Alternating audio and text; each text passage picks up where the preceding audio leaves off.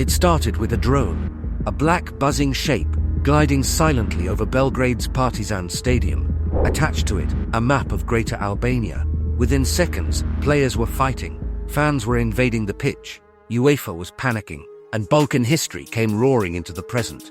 This wasn't just football. This was centuries of blood and borders, nationalism and war, boiling over in front of the world's cameras. This is the story of Serbia versus Albania, the game that couldn't be played, and everything that led to it. To understand what happened in 2014, we need to go back to the 1990s, to the bloody breakup of Yugoslavia. As the former socialist republic splintered, war broke out across the Balkans, Bosnia, Croatia, and eventually Kosovo.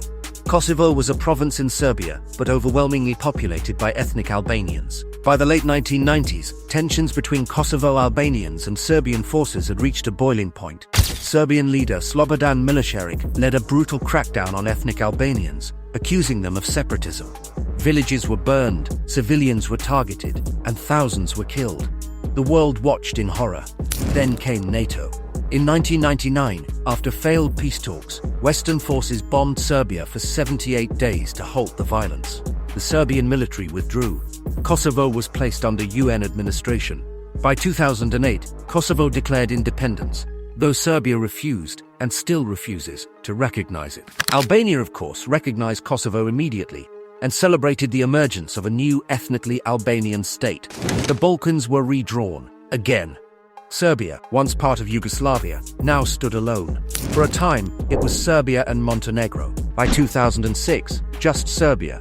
Kosovo was under partial international recognition, caught in a diplomatic limbo.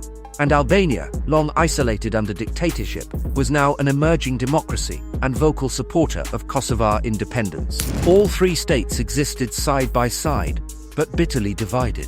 The borderlines were settled by diplomats, but in the hearts of millions, the battle lines remained. And on the football field, that's where it got interesting. Yugoslavia had always been a footballing powerhouse, producing legends like Dragan Djadjic, Dejan Savicevic, and later, Nemanja Vidic. After the breakup, Serbia inherited the bulk of that footballing legacy. They played as Serbia and Montenegro until 2006, then simply as Serbia. They qualified for World Cups, produced world-class talent. Albania, not so much. Albania had never qualified for a major tournament. Their football scene was underdeveloped, underfunded, and overshadowed. That is, until the 2010s, when a new generation of Albanian players, many born or raised in Switzerland, Germany, and Kosovo, started donning the red and black. Suddenly, Albania was competitive and emotionally charged. It was only a matter of time before these two countries, tied by history and trauma, met on the pitch. The draw came in early 2014, Euro 2016 qualifying. Group 1, Serbia, Albania. Same group.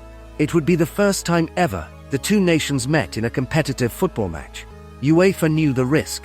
They banned away fans from both fixtures, but nothing could have prepared them, or the world, for what would happen next.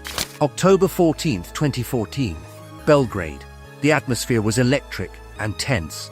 Serbian fans chanted anti-Albanian slogans. The Albanian national anthem was drowned out. Then, in the 41st minute, it appeared, a small drone, buzzing just above the pitch, dragging a flag with a map of Greater Albania, a vision of a unified Albanian state, including Kosovo, parts of Serbia, Macedonia, Greece, and Montenegro. Serbian defender Stefan Mitrovic grabbed the flag. That's when chaos erupted. Albanian players rushed in to protect the flag. Serbian players and staff responded aggressively. Fights broke out. Then fans invaded the pitch. Flares, chairs, pure mayhem. The Albanian team fled the field. The match was abandoned. It later emerged that the drone had been operated by Olsi Rama, brother of Albania's prime minister, watching from the VIP section. Though he denied involvement, Serbian media accused him of orchestrating the stunt. UEFA launched an investigation. The verdict? Serbia was awarded a 3-0 win, but had the points taken away. Why? Because their fans had invaded the pitch. Albania, not punished with a forfeit, but neither team got the points.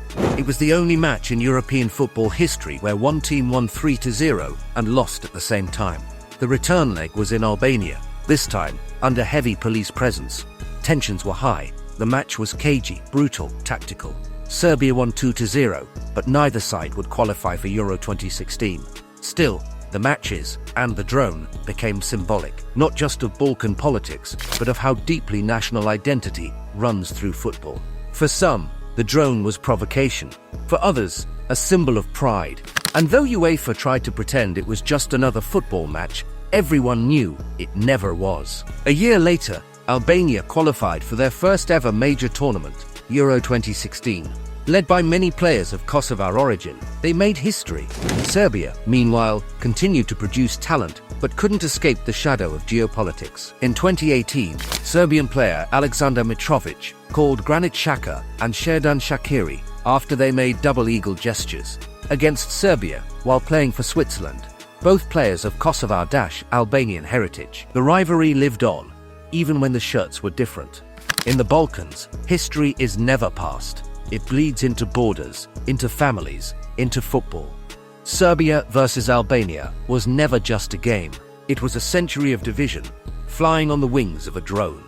If you found this story as wild as we did, hit that like button, drop a comment, and tell us what you think. Was the drone a symbol of freedom or a dangerous provocation? And don't forget to subscribe for more stories where politics, passion, and football collide. Until next time, stay passionate and keep the game beautiful.